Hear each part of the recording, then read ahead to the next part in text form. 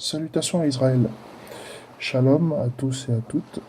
Voilà, aujourd'hui en fait on va parler d'un des versets de la Bible qui me tient le plus à cœur. C'est Ésaïe 41:10. Alors je le lis dans la version 8 secondes. Euh, Ce verset il dit Ne crains rien, car je suis avec toi.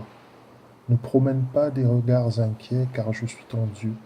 Je te fortifie, je viens à ton secours, je te soutiens de ma droite triomphante. Pourquoi je veux partager ce verset? Parce que c'est un verset qui m'a aidé à traverser des situations difficiles. C'est un verset qui a permis en fait à ce que ma foi soit nourrie, qu'elle soit édifiée, et puis surtout qui m'a permis de garder la tête haute quand toutes les circonstances de ma vie me disaient le contraire. Euh, pour ne pas trop rentrer dans mon témoignage, j'ai traversé des périodes où je me suis retrouvé sans emploi et bien sûr sans domicile fixe. C'était des moments très durs. Et ce verset en fait m'a fait comprendre exactement ce que notre Père il attend de nous quand nous sommes en difficulté. Alors le verset commence par ne crains rien. Pourquoi ne crains rien? Ne crains rien parce que je suis avec toi. Alors généralement la peur elle arrive quand on commence à douter, d'accord, que notre Père est avec nous. On commence à douter que Yahweh est avec nous. On commence à croire qu'on est seul dans ce combat, on commence à croire qu'on est seul dans ce défi, on commence à croire qu'on est seul dans cette épreuve et c'est vraiment à tort. Parce que tout au long du process, il est avec nous. La deuxième partie vous dit ne promène pas des regards inquiets, car je suis ton Dieu. Pourquoi est-ce qu'on s'attarde sur les regards inquiets?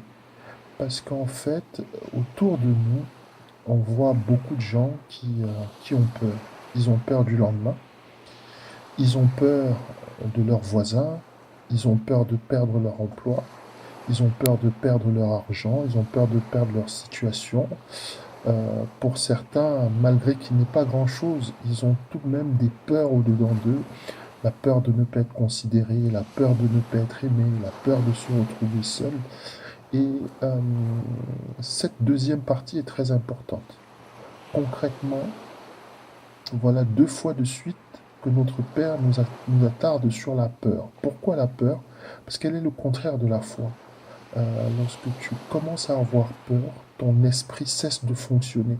Tu rentres dans la chair et ton lien et ton contact avec ton Père au travers du Saint-Esprit se coupe automatiquement. Ça veut dire que Dieu ne peut plus t'inspirer autant qu'il le pourrait pour sortir de la situation. On continue dans la troisième partie. Je te fortifie, je viens à ton secours. Alors, la notion d'être fortifié veut simplement dire que, au travers de sa parole, au travers du Saint-Esprit, nous allons recevoir un esprit de force. Ça va faire peut-être l'objet d'un prochain enseignement. Mais le fait d'être fortifié, c'est de recevoir un esprit de force. C'est particulier. C'est un esprit qui permet de lever la tête et d'avancer, même quand il y a de l'adversité. Et je viens à ton secours. Ce n'est pas je viendrai, ce n'est pas je viendrai peut-être à ton secours. Et il dit je viens à ton secours, il est là et c'est au présent. Donc c'est quelque chose qui va arriver sous peu. Et je te soutiens de ma droite triomphante. La droite triomphante dont il est question, il s'agit de Christ, qu'on connaît aussi sur le nom de Yeshua ou Yehoashai, pour ceux qui sont beaucoup plus versés dans l'hébreu. Je préfère son nom original.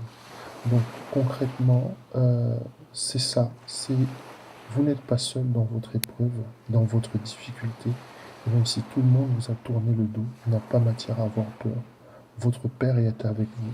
Vous êtes une fille, vous êtes un fils de l'Éternel. Et vous avez un Père. Et ce Père-là est bon. Et ce Père-là est présent. Et ce Père-là est puissant. Et ce Père-là va faire quelque chose pour votre situation. Shalom Israël, à bientôt pour un prochain partage.